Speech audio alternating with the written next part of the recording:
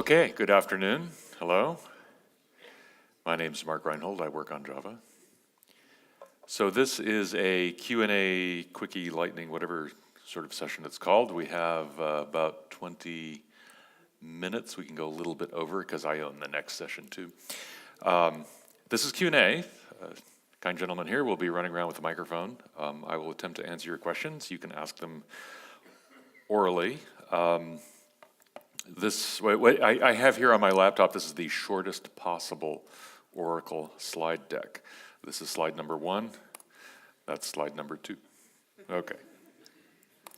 So the way this is going to work is you can ask a question by raising your hand, or if you're shy, you can tweet to this hashtag, and I will use my handy phone here and follow that. So 20 or so minutes, go.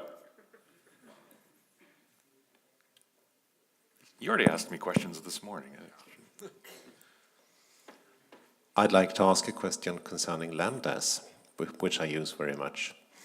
They are quite easy to instantiate, or whatever you would call them, to create them, just a parameter list and the function body. But as soon as you need to declare a target for that, a variable or a parameter to a method, you have to specify the functional interface. And, well, you have to use a functional interface. And you can also create lambdas with a lot of parameters, but then you have to create a functional interface to receive it. So I would like to ask, because you must have considered that, some kind of general syntax for specifying a lambda type, more compact or readable than just a lot of functional interface, generics, etc., etc. Thank you. Sure. So function types. One of the brilliant design decisions in Lambda, and it wasn't mine. Full credit to Brian Getz for this. Was not to introduce function types into the type system of the Java programming language. That would have been an enormous change with far-reaching consequences. In order to get the benefit of Lambda expressions, one of Brian's great simplifying insights was, single abstract method classes or single method interfaces just let you do almost everything that you want. So introducing function types might happen someday in some far-off future, but there's so much complexity there and very little payoff as far as we can see. So sorry, I understand nominal typing in Java sometimes is just a bit, it can get annoying. But for the language as it is, it's kind of what we're stuck with.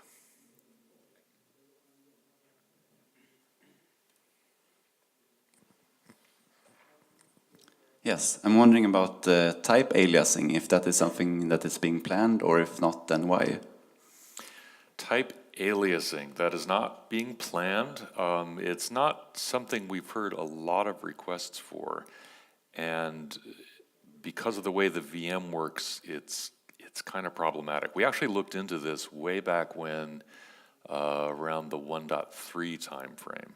When we realized, okay, there were parts of the platform from the early days that, yeah, we admit we're kind of done in a rush and weren't ideal, and wouldn't it be nice if we could move some things around? But when we looked into the structure of the virtual machine, and not just not just Sun's virtual machine at the time, but the structure that's mandated by the Java virtual machine specification, it's really tough to have more than one name for a given thing. Life gets really confusing. It would have been really nice if it'd be really nice if we could shuffle packages around, refactor packages, and still have old code work without change.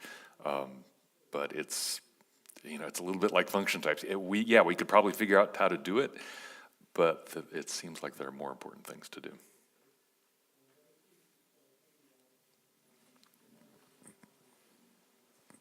Hi, I have a question on the Java 9 thing, where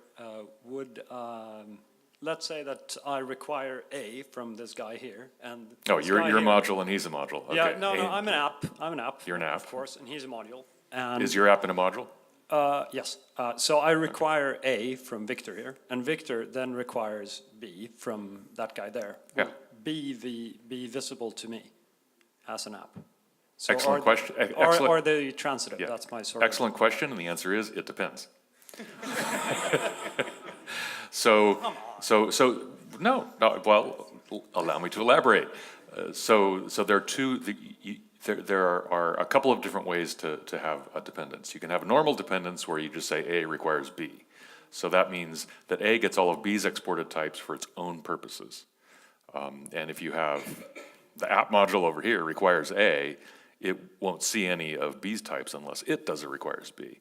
But there's a feature called requires transitive. So if the author of A, that's you, right? If the author of A knows that type signatures from B are going to be used in A's API, so that users of A would benefit from having those for free, then the author of A can say requires transitive B.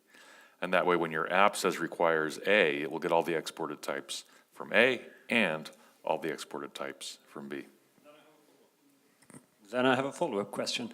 But that would be the opposite of what a transitive dependency management system would do. Because in Gradle, for example, the transitive equals true is default. And in Maven.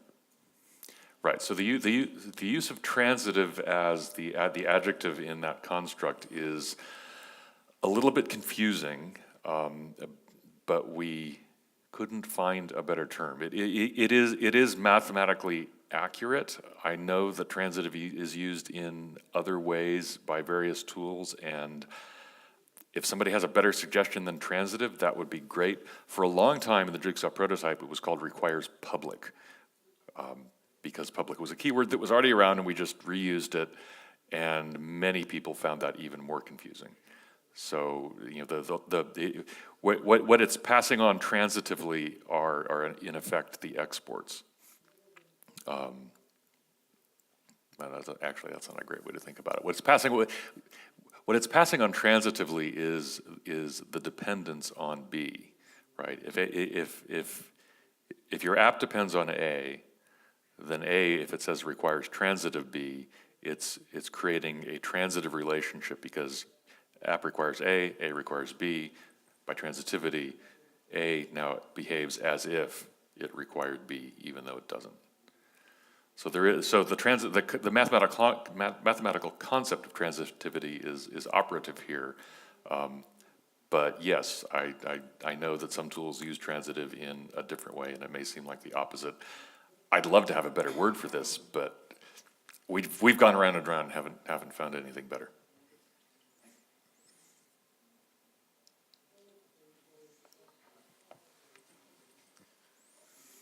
Nikolai. Hi. Considering that Jigsaw set out to fix many of the shortcomings that led to jar hell, I would consider one of the most pressing matters of jar hell is the version conflict thing. If a large app has multiple dependencies, at some point you can get version conflicts, and with jars it's really hard to fix. And then modules at some point had the requirement that they would somehow tackle this problem. And then it was cut out. I assume for timing reasons. That would be interesting to know. Is that possible that it might be reintroduced, that at some future version of Java, the JVM could realize different dependencies on different versions of the same module, or is that just out of the question because it's too complex? So is there hope? Is there hope? So in this matter, not generally. So versions are a wonderful topic, one against which I and other members of the team, we've pounded our heads against this quite a bit. In the early Jigsaw prototype, we actually did do version selection. You could write version ranges in a module info. Modules could have versions, you know, they're in the source code. We were on the, we had at first this really hacky constraint solver. It wasn't really a constraint solver, it was basically depth first search with a couple of hacks. And that worked fine for prototyping for a while, but of course it's not a great solution. So we were on the verge of integrating a fancy piece of software called a SAT solver, which is a very sophisticated pile of heuristics for solving constraints. Around the same time, we were trying to think about, well, how will Jigsaw fit with other tools? And we realized, wait a minute. So Maven's got one way of doing version selection, and Gradle's got another way, and Ivy's got another way, and different, some container apps do some amount of version selection in their own way. We could integrate this near optimal constraint solver, but then that would piss everybody off because it wouldn't work the same as any tool. We could adopt the Maven way or the Gradle way, or one of the existing ways, and that would piss off everybody but them. So this is another one of it's another simplifying insight. Like when Brian realized, no, we don't need function types, we realized, we could actually be successful here without solving the version problem, which is really hairy. So let's just not solve that. And so that's why there aren't version constraints in module infos. That's why you can't write version numbers, version strings in module infos. Our view is that version information is important, but it's the proper domain of build systems and runtime containers. We don't want to mess with it. Now, having said that, being the ability to diagnose large modular systems is important. So you can put a version string in a moduleinfo.class file when you package up the module, and that version string will be carried through to exception stack traces and other places like that. We also will record at compile time when you run Java-C, we will record in the moduleinfo.class the version strings, if any, of the modules that you compiled against.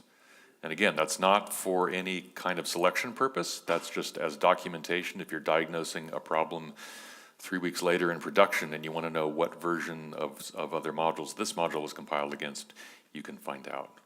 So that's the versioning story. I don't think we will, unless the tools landscape changed in really violent, unexpected ways in the next 5 years, and everybody stopped doing version selection, or who knows what, I doubt we would ever integrate this into the module system. I'm sorry, I've been a little bit imprecise because that makes a lot of sense. So version selection, that makes a lot of sense. And to leave that to the tools as well. But if there's a real conflict, like I need Guava 14 and 19, and I need both, I really need both for this to work, then there's nothing Maven, for example, could do. Either pick one or the other. What does Maven do now?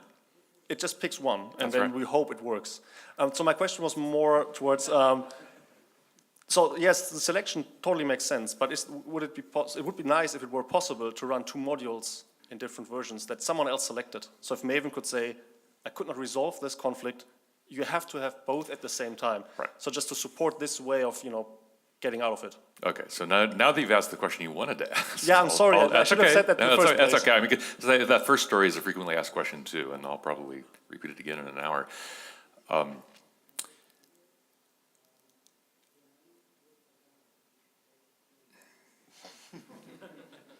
So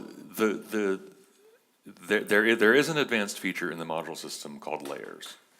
Okay, as in the default configuration of the virtual machine, or rather, when the virtual machine starts up, because compatibility is important, we still have 3 basic class loaders. There's the bootstrap loader, the platform loader, and the application loader. They are, the modules do get bound into them. And if you're just running a simple application, not doing anything sophisticated, all of your application modules will be loaded in the application class loader. In that scenario, you can only have one version of any particular module. Sorry, it's just like the class path. Well, on the class path, you could have multiple versions, but your app is broken. You might just not know it yet. With layers, if you want to, you can load more versions of the same module of the same name. So there aren't conflicts. If you want to write a container application, whether it's an app server or something smaller that just has some kind of plugin architecture, you can do that with layers. It requires a bit more expertise. But if you had an application that really needed to use 2 different versions of Guava, or 3 or 4, you could structure layers to do that. So it is possible to handle multiple versions. It's just not the default thing. I have a question on Java on the desktop. I'm one of the few desktop developers, I guess. And what are the ambitions for desktop APIs for the near future, say Java 9 and 10? Thinking about JavaFX, for instance, which I think was a great start, but there's missing some bits and pieces here and there. For instance, the Great Actions API from Swing. So when transitioning, I find things lacking in JavaFX, which makes the code uglier in a way, I would say. So what can you say about it? Contributions are welcome. Anything else? So there's no plan per se to do yet another framework for graphical applications. You know, I think FX is clearly superior to Swing in many ways. Obviously, Oracle has not been investing as much in FX as it used to. Will that change? I don't know. Refer you to the previous slide. You know, but in the meantime, JavaFX is developed in the OpenJFX project in OpenJDK. There are some active contributors there, including quite a few outside ones. So if you have feature requests or patches you'd like to submit, that's the place to go. Thanks.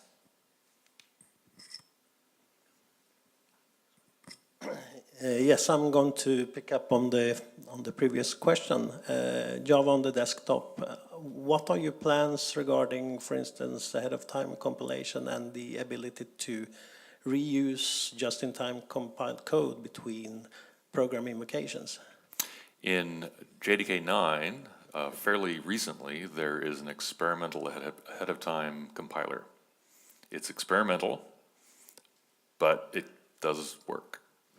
It's, you know, there's some flakiness around the edges, but if you've got code in a module, it needs to be in a module. Sorry, you can ahead of time compile it into it. It actually compiles into a lib.so file, a shared object. This is Linux x86 only. Sorry, no Windows, but it does work.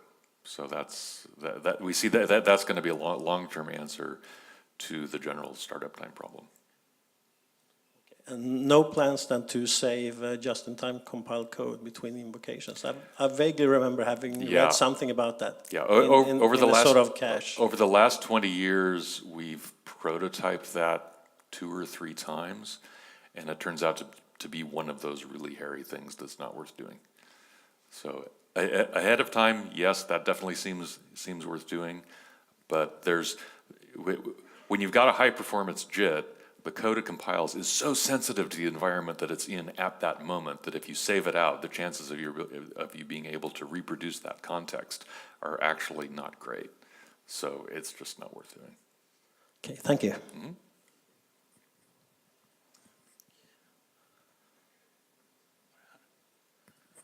Hi.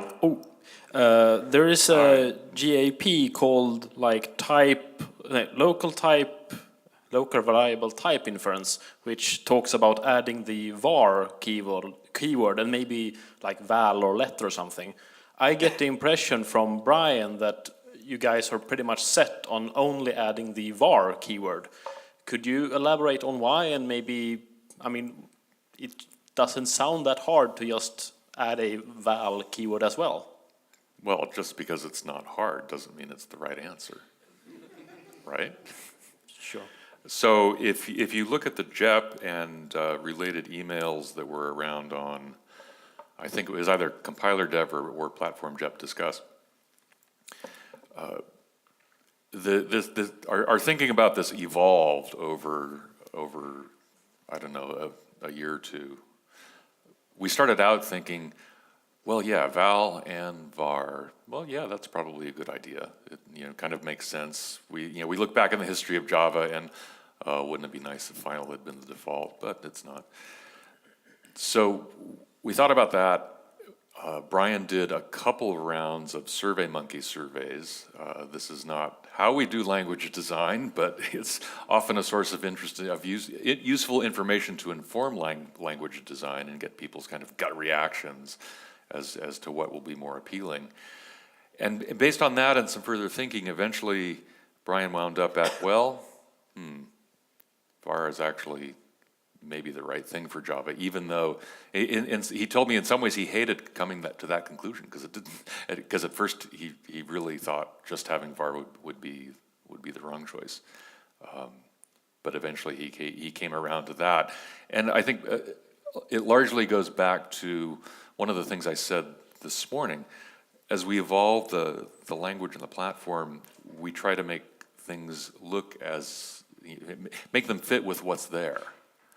And we try to do that even if what's there might not be what we would have done 20 years ago. You know, if we could hop in a time machine and go back and make final the default, well, then maybe val would make sense. But final's not the default, and that's the way the language is, and final becoming the default someday is probably never going to happen. It would just, you know, people's brains would explode. So var, yeah, var is probably kind of it. It's 3:55. It's 3:56, and there's and there's another session. Before next Yeah, session. maybe we should open the doors and let people come in if people want to. You want to take a last question? Last question, sure. Not a question that's not about modules and hasn't been asked before. All right, so about ties into the old question then, deprecation. Mm-hmm. So one of my favorite news from Java 1 last year was talk about actually starting to removing stuff a little bit more. Yep. Is there any chance you will do more of that and be more aggressive with removing the old stuff that wasn't the way you wanted it to be, looking back? So it would be a mistake to think that we're going to remove, you know, all the random deprecated methods in, say, AWT. You know, we're probably never going to do that. Many of them never should have been deprecated in the first place, and then we have a parallel effort to go inspect those over time and probably remove the deprecations. But where I do think we will probably see more activity is, you may have noticed, or not, the Corba module in Java SE9 has been deprecated for removal, the entire module. So assuming that sticks, and, you know, people in the expert group and the developer community don't object to it strongly, and I'm not really expecting any, then the Corba module will be deprecated for removal in 9, and in 10, it'll be gone. We are thinking of doing the same for the other EE-oriented technologies, JAX-WS, XML data binding, the weird so-called common annotations module, and some of that other stuff. It may or may not have made sense to merge those into SE6 back when we did that, but it's pretty clear now, you know, a lot of people, they either don't use this stuff or they use newer versions of this stuff. There's no point in it being in the JDK. Okay, thanks very much. Let's break for a minute or two.